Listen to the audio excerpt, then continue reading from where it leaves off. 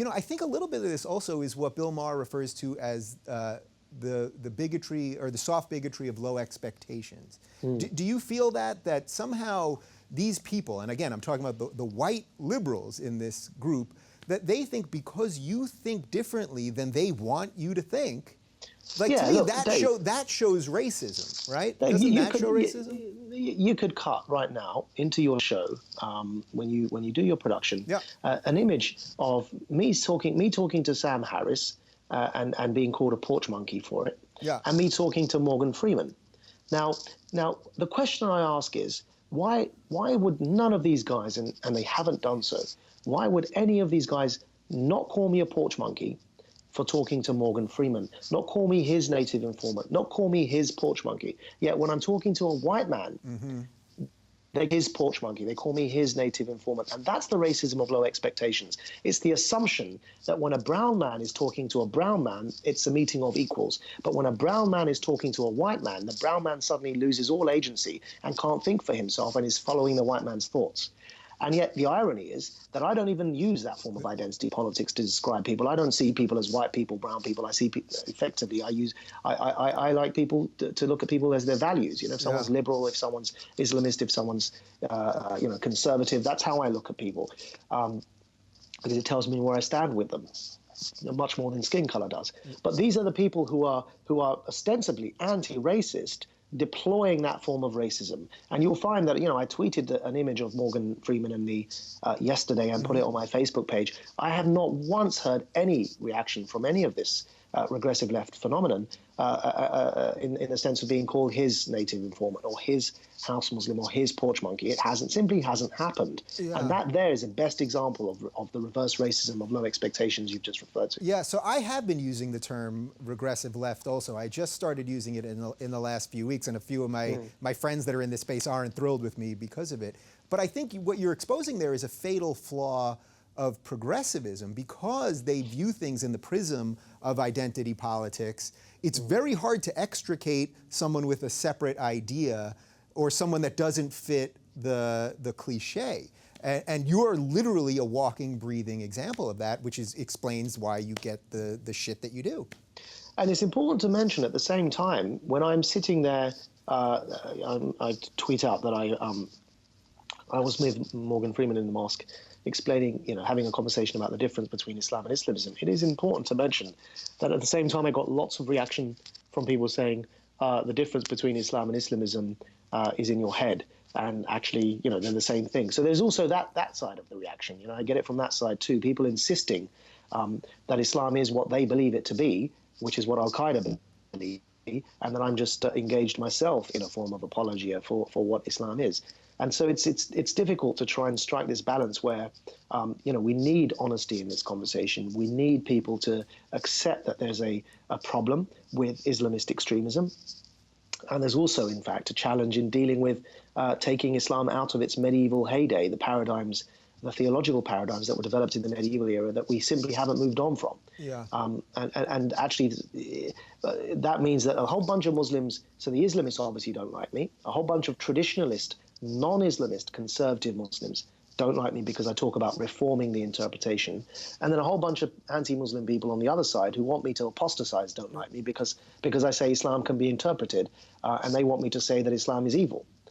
So, you end up getting kind of stuck in this middle, and it requires a lot of patience. Yeah. Well, I guess if you have a lot of people hating you, you might be telling the truth.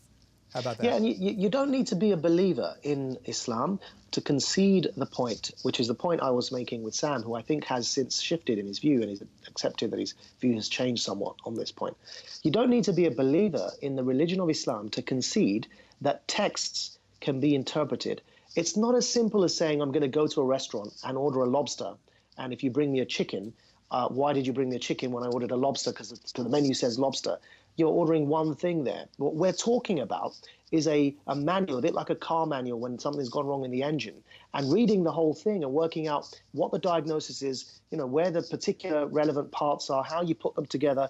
When you're talking about complex ideas like that, like interpreting scripture and adapting them to the time and space we find ourselves in, by definition, it's an exercise in interpretation. And that's why even with the US Constitution, you've got the same document being used as a source for pro-choice and pro-life people, or pro-gun laws and gun restriction people using the very same document to make their arguments, because the dispute is over what the document means in this day and age in the first place. And so you don't really need to believe in the scripture to concede that there is no one definitive reading of Shakespeare, there's no one definitive reading of the Bible, and there's no one definitive reading of the Quran. Yeah. All right. So one more piece on this portion of all this. What do you make of the term Islamophobe? Because to me, the term itself has a lot of problems with it, because I don't think people fear Islam as in the religion. They fear, if there is a fear for some people, it's the actions, they fear the actions that people are taking in the name of the religion. And again, that I know that can be confusing for people because that's the idea versus the people. But I do see this meme of calling everyone an Islamophobia, and it goes, of course, to a lot of the things we've talked about so far. But I fear that their use of that word also is creating a real backlash to what they want to accomplish. Well, you see, often this word is deployed to silence. You know, it's used to kind of muzzle the debate. When people have every right to criticize and scrutinize and satirize any idea, whether it's Christianity, science, whether it's religion, whether it's Islam, any idea is open to scrutiny. And in fact, that's the essence of progress. It's how our societies have ended up where they are today. Every innovator for their day was a blasphemer. You know, Galileo questioned things that he was called a heretic for, was considered a heretic for the theory of evolution.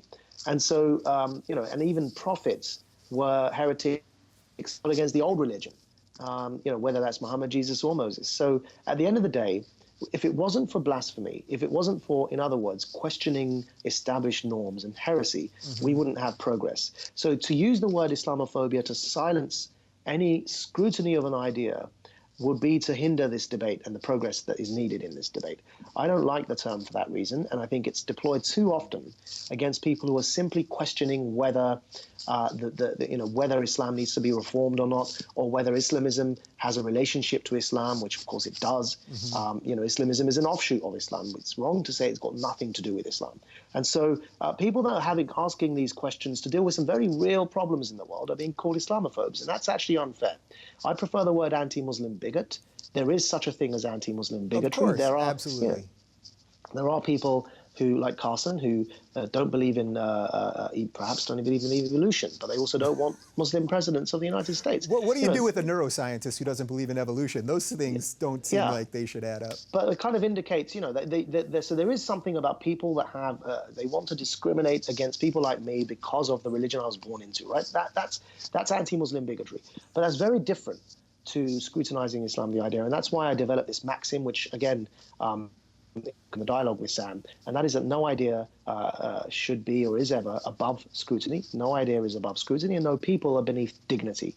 And I think that really nicely summarizes where we should stand on this debate. Yeah, that's actually a great segue for my next question, which is, what has the reaction from just sort of the mainstream Muslim community in England been to you? Because even when I tweeted out that we were going to sit down and do this, the majority of it was positive. Now, obviously, we have a certain amount of people that follow both of us and know what we think about things, that enjoy what we do, so that's expected. But I did get some people that said, oh, you know, it was this porch monkey mentality. Oh, he's just doing this for money and affection of white people. You know, a lot of that, what I think is pure nonsense. But what about the mainstream Muslim community that you're around every day? Well, look, you know, mainstream Muslims aren't Islamists. They are conservative, but they're not Islamists, and they're certainly not jihadists. And so what they're not going to do, even if they disagreed with me, is they're not going to basically attack me for it or launch into a tirade of ad hominem, even if they disagree. Now, I'm very realistic about where I stand among my own religious communities. And that's because if I had just restricted myself to challenging Islamism, I probably would have had the support of the overwhelming majority, the mainstream of Muslims. But the overwhelming mainstream also happened to be, in social and religious matters, conservative with a small c. And I challenge that too. I call for reform in our approach and interpretation of the scripture. I am a liberal socially, as well as politically, and I've mentioned I'm a member of the Liberal Democrats in the United Kingdom, which is the centrist party there. And so, you know, I have very openly supported a lot of social reform on these issues. And I think that, we have Dr. Osama Hassan at Quilliam, who advocated for the reconciliation of evolution with Islamic creed, the Islamic creed. That was incredibly controversial when he did so, and he was kicked out of his mosque for that. And that's not an Islamist mosque; it's a conservative mosque. And so the reason that you will sense a lot of backlash is because we take on the twin challenges of wanting to, again, another sort of maxim is that, what we want to do is that Islamism must be intellectually terminated, whereas Islam needs to be reformed. But that's the twin challenge that faces us. And it means that obviously, because no change is seamless, all change is painful. A lot of people get upset when they kind of hear some of the things we say, but that's the nature of change. I mean, that's how societies change. It's normal. Yeah, I know you might be slightly hesitant to talk about this, but can I ask you, just in terms of your own personal safety? I'm sure you are threatened. I know that a lot of the other people in this space, from Bill to Sam to many others, have a certain amount of threats that they deal with from all fronts, by the way. I think from someone like Sam, it comes from people, from radical Christians too. So I don't even want to make this about Islam or Muslims particularly. But people, I think, need to understand that you put yourself at great risk to talk about the things that you're talking about, right? Yeah, I mean, I don't want to dwell on this, but yeah, it's not exactly the safest occupation in the world.